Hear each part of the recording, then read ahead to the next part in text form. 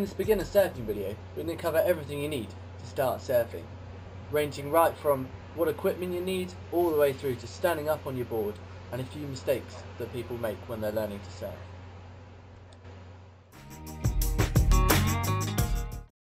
In Cornwall you need a wetsuit to go surfing all year round.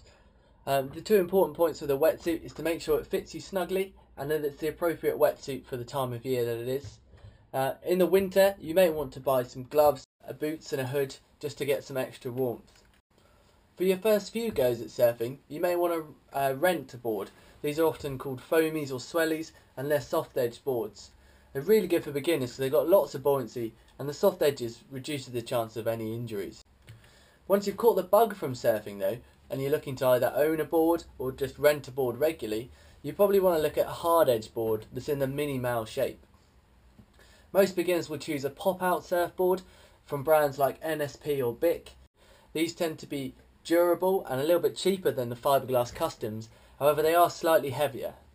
These boards will allow you to progress right through to advanced surfing. The size of your surfboard is quite important. Most people would pick a surfboard that's about 18 inches taller than they are. You've got to bear in mind though that the heavier you are, the bigger the board you're going to need. The leash is what attaches you to your surfboard. It stops the board drifting off obviously, but also stops it crashing into other people in the surf. You should always wear your leash at all times when in the water.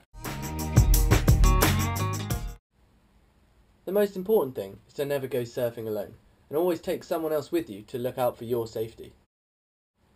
Where possible, surf on a lifeguarded beach. For more information on that, go to the RLNI's website. The lifeguards will use a system of flags to separate the surfers from the swimmers, and whenever you're surfing you should always try and stay between the black and white flags.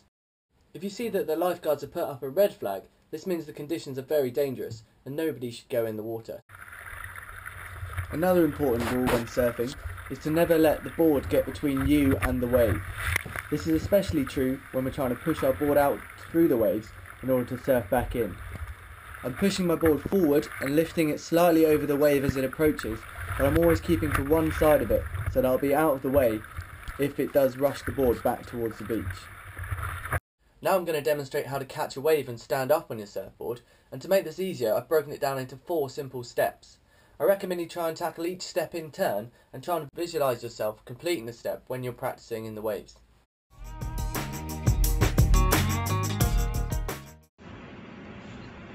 When we're lying on our surfboard, we want to make sure that we're in the middle and that we're not too far nose down or too far nose up.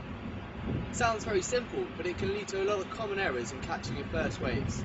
So try and make sure that when you're lying on your surfboard and just paddling on the flat water, the board is flat and the nose doesn't dig into the water or it's not riding too high up. If anything, it needs to be within 1 or 2 inches of the surface of the water. If you sit too far forward like this, as you accelerate down the wave, the front of the nose is going to dig into the water and it's going to throw you over the top like that.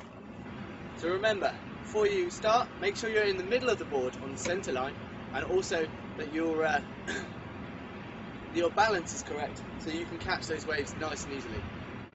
Now I'm just going to talk you through the basics of paddling to the wave.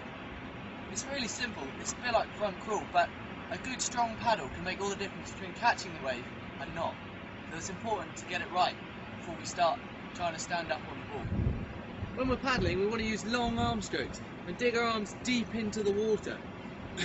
This is going to be way more effective than doing little small strokes to the outside.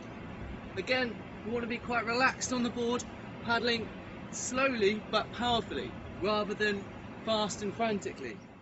Here again I'm focusing on power, and see how deep my arms go into the water.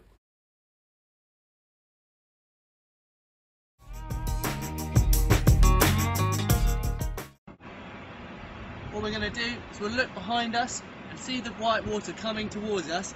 Then we're going to start to paddle slowly but powerfully, building up momentum so that by the time the white water hits us, it's going to propel us forwards.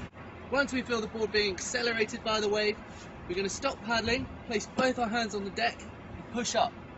This pushes our board forwards and down the wave and make sure we've caught the wave. This is the push-up in action, and as you can see I continue to ride the wave on my front. I would encourage you to do this as a practice for catching waves before moving on to the next step.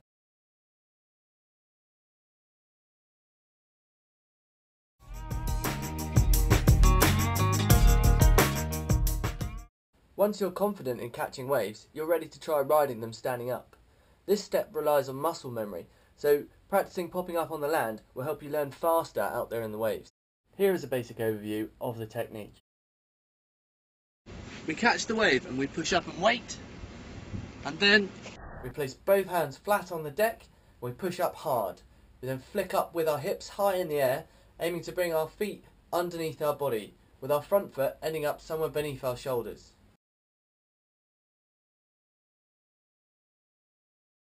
it's important to notice here is I've got both my feet over the centre line, I've kept my shoulders low, I'm looking forward to the way I want to go.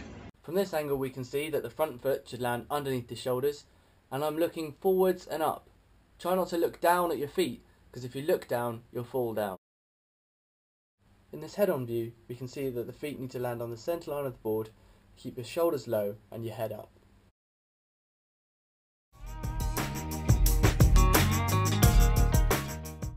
Once we've got into a crouch position on our surfboard, we want to slowly rise up into our surfing position by spreading our hands out to balance, bending our knees and keeping our weight forward over the front foot. Now we can relax and enjoy the sensation of riding the wave. What I'm going to run through now is a few common errors that people make when learning to surf. The first one, which we've already talked about, is lying too far forward on the board, which means that you're going to nosedive and crash as soon as you even try and get on the wave. Be wary of this, but then again, don't stay too far back on your board, otherwise you'll always struggle to get into the wave in the first place. Another common error when learning to surf is popping up onto your knees. This makes it very hard to balance and you're largely out of control. It's also very difficult to get up from your knees into a standing and surfing position. Difficulties can also arise if when you pop, you land with your feet too close together or across the board, so not on the centre line. Again, this makes it very difficult to balance and you're very likely to fall off. Feet too close together. And finally, the last mistake that people tend to make is just standing up way too quickly. So remember step 4 and keep the centre of gravity low to maintain your balance. Now that we've covered how to stand up and some common errors people face when learning to surf, it's time to get out there and practice.